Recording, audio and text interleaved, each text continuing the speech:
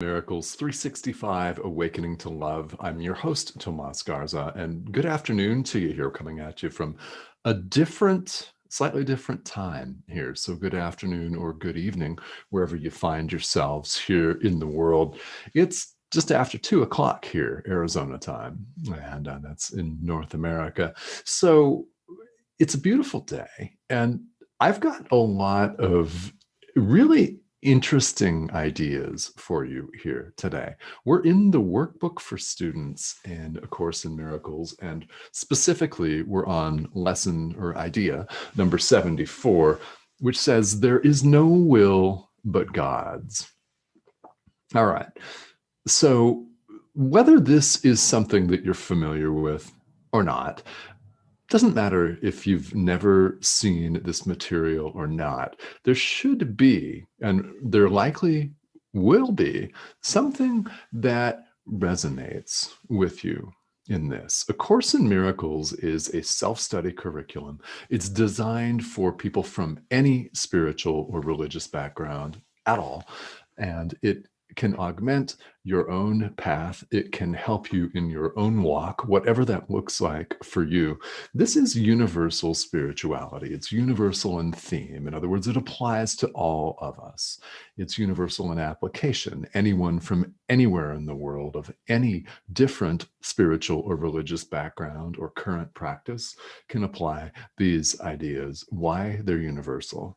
And that is one of the beauties of A Course in Miracles. It's something that at first really appealed and attracted me to this material, because I have a lot of experience with fundamentalist traditions. I was raised in a Southern Baptist church for part of the time growing up, and I know what it's like for everyone around me to have the attitude that just because somebody lives across town and goes to a different building at a different time of day, or a different building at the same time of day, then they're going straight to hell and they're wrong, and, well, they're bad people. And nobody ever told me that other people were bad people. However, the rest of it, yeah, that was a message that I definitely did point blank receive. So maybe some of you can relate to that. When I discovered A Course in Miracles in 2013, it was really wonderful for me to encounter something that is self-study. In other words, it's not a religion into itself. If you're comfortable with your own practice, keep it. Absolutely, right?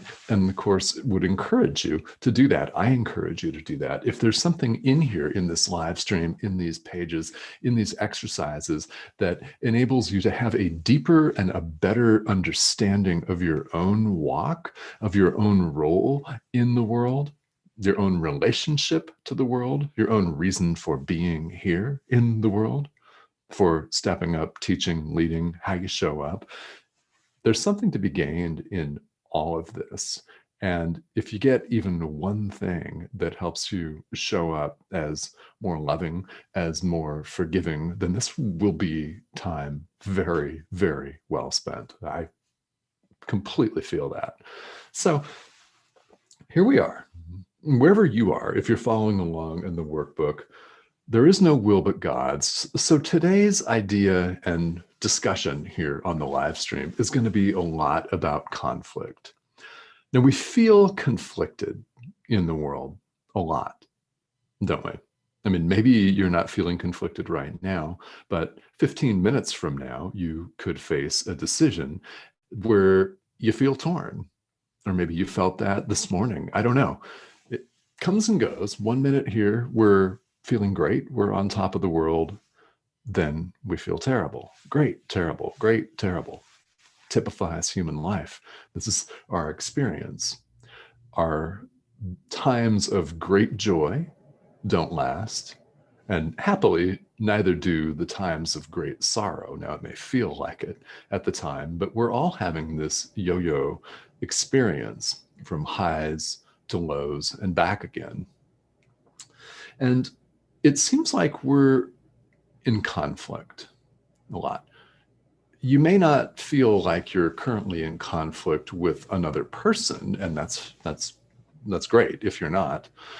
Maybe you are, But often we're at conflict with ourselves internally in our own minds, where we're torn between different decisions. Maybe it's torn between a couple of different options, or maybe it's dozens of different options. Now, maybe it's as benign as walking the produce section of a supermarket and not knowing what to pick up for dinner and having 50 different options, right? Maybe that is the conflict. Or maybe it's something a lot more serious. I mean, maybe you're having a legitimate relationship conflict. Maybe you're in the middle of a breakup, or you're contemplating how to end a relationship. Maybe that's going on.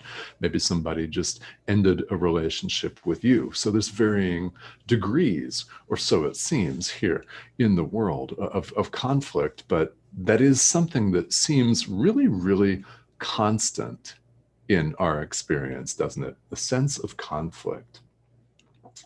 So when A Course in Miracles asserts something as bold as there is no will but God's, it's coming from the standpoint of absolute or ultimate truth. In other words, the ground of all being, the truth of what is and who we really are, which we don't ask ourselves in common everyday life. Who am I, right?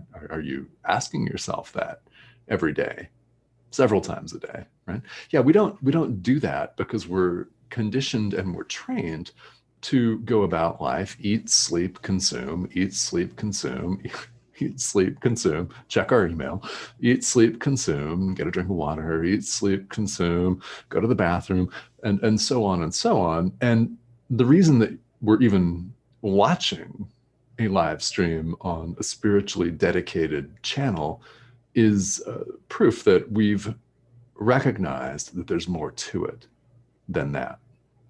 There's more to it than just what we're shown in the world. There's more to it than what we're given as a model life by television, by the internet, by society, by the media. There's more to it than that. It's deeper. It's deeper. And a spiritual path is the number one search for that depth. And it's the discovery as you go along that it's always been right there within you, waiting to be rediscovered.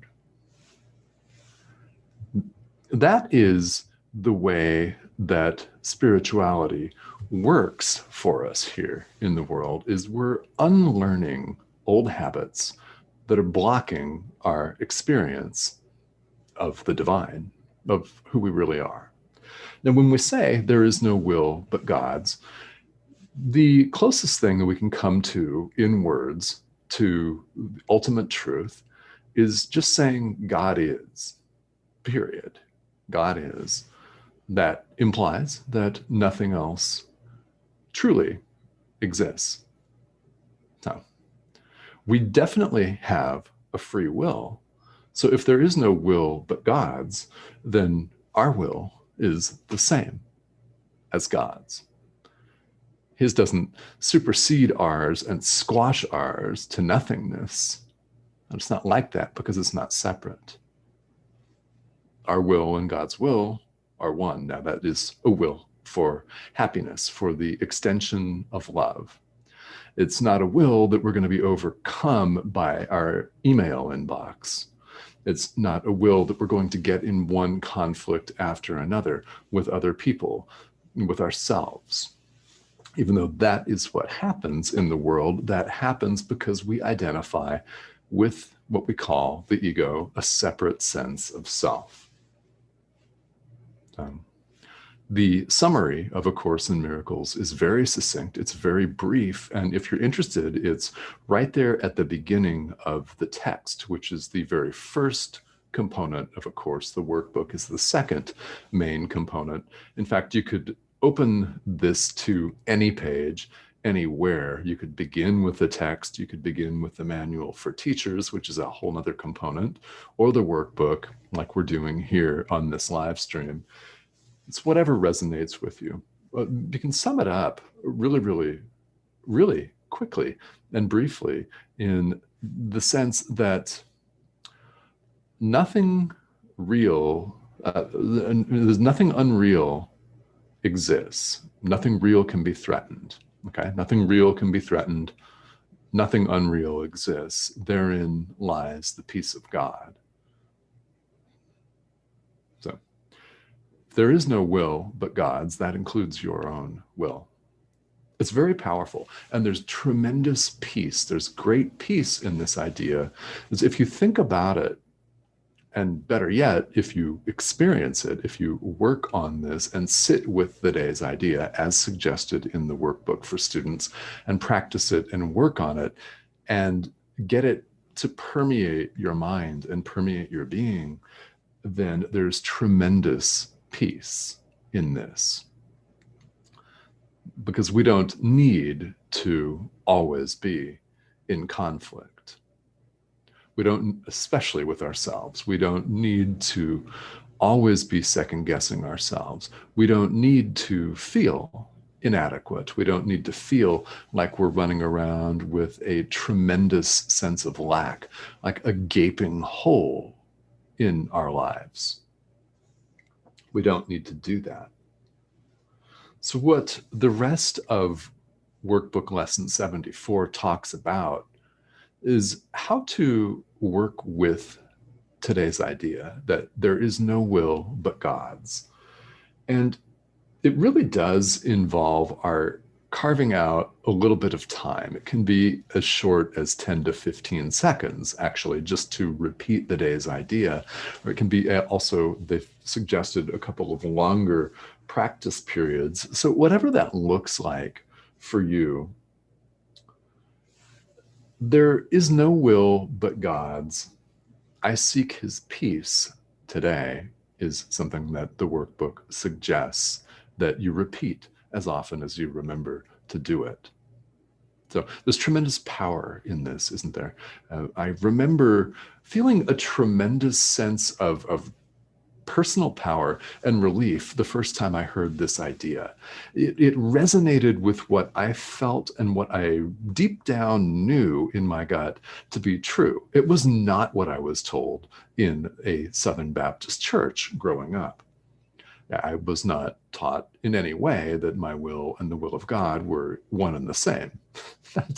That never occurred, I don't think, to very many people. I mean, it occurred to me throughout the years that I went to that church. But when I rediscovered it and saw it in print, and more importantly, felt it, did the practice exercises and began to incorporate that into my life, I really felt powerful. And I hope that you may feel that too. If you've done that already, then you'll know what that feels like to have a tremendous sense of relief and a tremendous sense of peace going with you wherever you go. And not saying that we're not going to fly off the handle.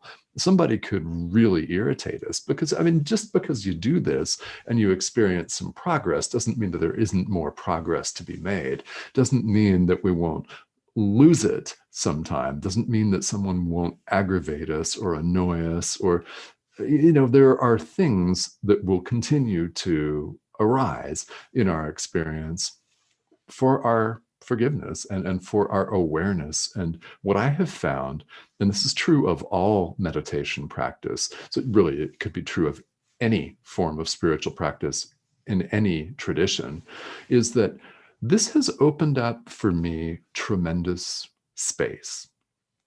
Tremendous space. What I mean by that is it has opened up psychological, mental, and emotional space for me to make different decisions.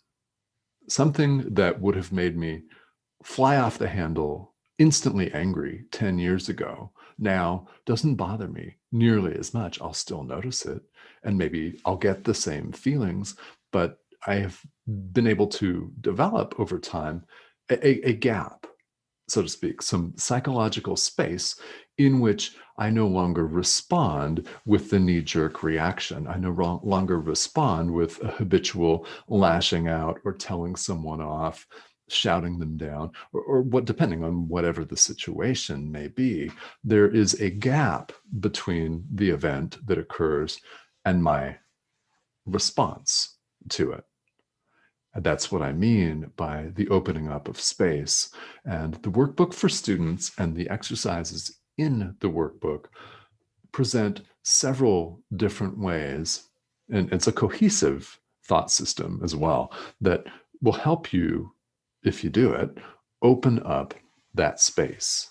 So whatever your spiritual practice looks like, it really is about opening up this space for ourselves so that when, and not if, but when we're triggered again in the world, we don't have to behave in the same way. We don't have to lash out in the way that maybe we once did.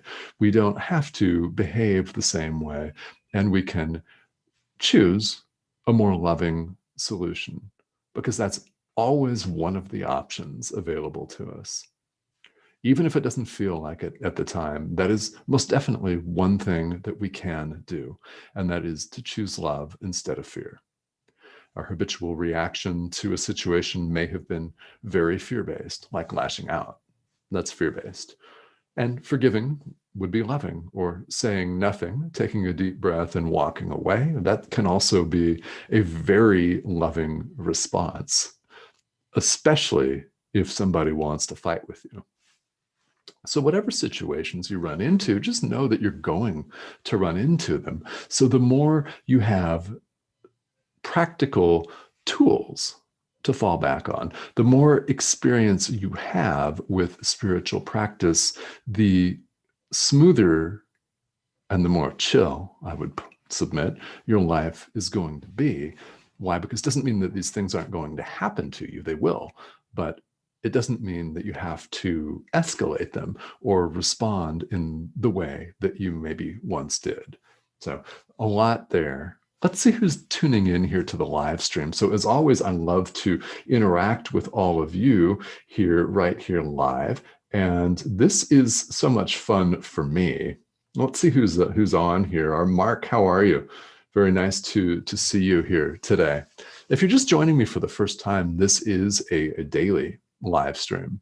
And this is something that you can check the show time. It's at a different time every day. I will tell you, tomorrow it's going to be noon Eastern time and 9 o'clock Pacific Daylight Time in North America. So wherever you're joining us from, check the show guide on Enlightened World Network's Facebook page. That will show you the entire day's programming, and there's several different wonderful shows for you to choose from. So welcome if you're brand new to the network. I welcome your questions and comments about A Course in Miracles. So if you've got them, feel welcome to put them here in the comment thread. I do check this from time to time during the day. So this is something that I love to do. I love this interaction. And so checking my my other page here. Cindy, hello. Yes. Yeah. So Cindy feels so much more peaceful all the time. All right, guys. So who's this Cindy person? Well, Cindy's my wife, who's in the next room over here. Say hello. Thanks for tuning in. And she is also a Course in Miracles student. I have to say, I've watched her radically, and I do mean radically, transform over the last 3 years that she's been studying this, not only the workbook, but the text and everything. She has become a much more forgiving, a much more lighthearted person. And I've seen her shed some of the baggage that she was carrying around with her in her life. How do I know this? Well, we've been in a relationship since 2009. So, we know each other. We've seen stuff. Yeah. And she has a lot less of that stuff. And how has this changed her? Well, it's enabled her to step into her natural leadership capacity. And she's very charismatic. She is a leader of a large business organization. And this has helped her a lot. And forgiveness is so critical. It's a critical component of all this. And that's a way, it's one of many ways that we can really step up and choose love in our lives. So thank you all for tuning in. Again, I will see you back here tomorrow. This is a daily live stream. So tomorrow at noon Eastern, right here on Enlightened World Network. And thank you all very much for joining me. Have a beautiful week.